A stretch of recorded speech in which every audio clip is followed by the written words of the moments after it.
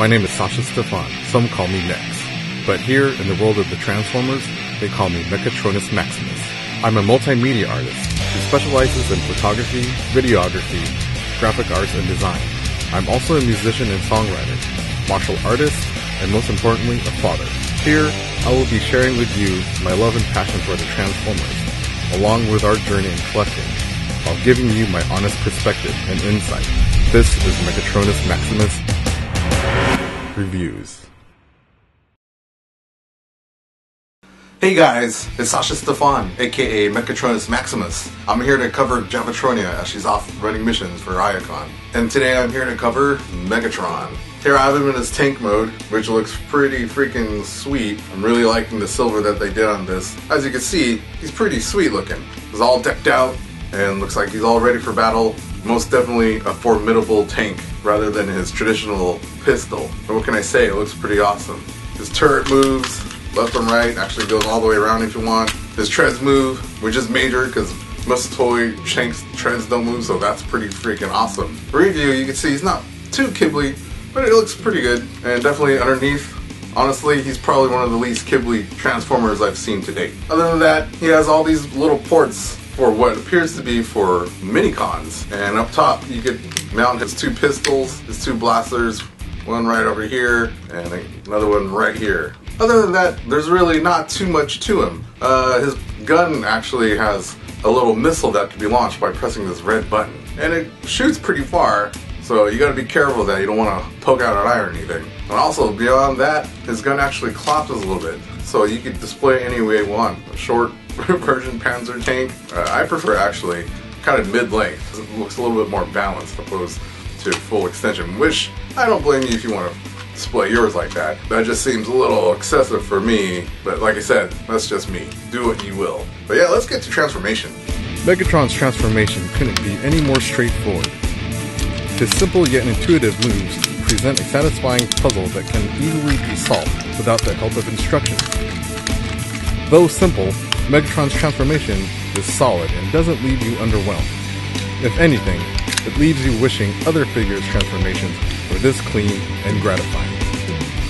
Alright, here we have him in robot mode, and I gotta say, he looks pretty freaking sweet if you ask me. You know, I've been waiting over 30 years to have my own Megatron, and even though I got the Henkei one, which is pretty freaking awesome, this is a substantial toy, especially coming from Hasbro. It's not a masterpiece by far, but it's pretty awesome. As far as articulation, his head's not on a ball joint, but he's actually on a little swivel joint, and he's got a little up and down, so he's got a full 360, and you can get some pretty decent poses, but not too much of a tilt. Now his shoulders, they have limited outward motion, maybe 45 degrees, maybe a little more if he twists his arm in a different direction, but about 45 degrees. And as you can see with ours, these parts were actually red when we bought them. We took a silver Sharpie and filled those in. We just like the looks of it being silver over red. It was just kind of jarring, but that was just us. I would suggest if you want to do it, use a silver Sharpie. They're cheap, they're relatively easy to find. You can find them in any local department store. His elbows move about 90 degrees. He's actually got some wrist swivel. So he doesn't have any waist articulation or waist swivel. His legs come up about that far, and he's got twist up at the, looks like the upper hip, but it's actually right above the knee. But this thigh guard kind of masks that, so it looks like his entire thigh, but it's really right above the knee.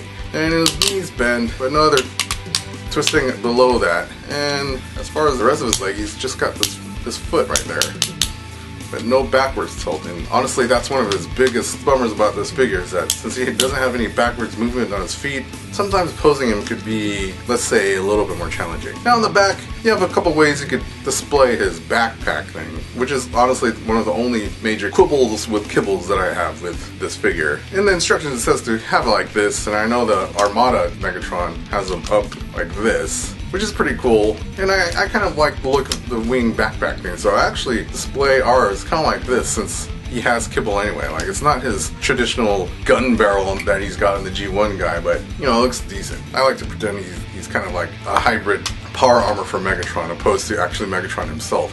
In fact, that's how we actually display him as a, we have Henkei as our main Megatron, Hegemon as like our basic G1 Megatron, and we have this guy like as a one-off episode where Megatron creates a battle armor, battle suit to fight Optimus, because, you know, he never plays fair. And as far as his fusion cannon goes, it collapses, and this is the way it says to do in the instruction, but I actually prefer to spin it around and have it on top of his arm, more like classic Megatron. His battle rifle, it actually is two separate guns, are pretty sweet in their own right, but they actually combine. I like to display them on his forearms. On each of his forearms he's got a port, and I like to display it on this one. Just gives him a little extra ammunition, a little extra firepower, you know, on top of his fusion cannon. Yeah, he's locked and loaded, ready to go.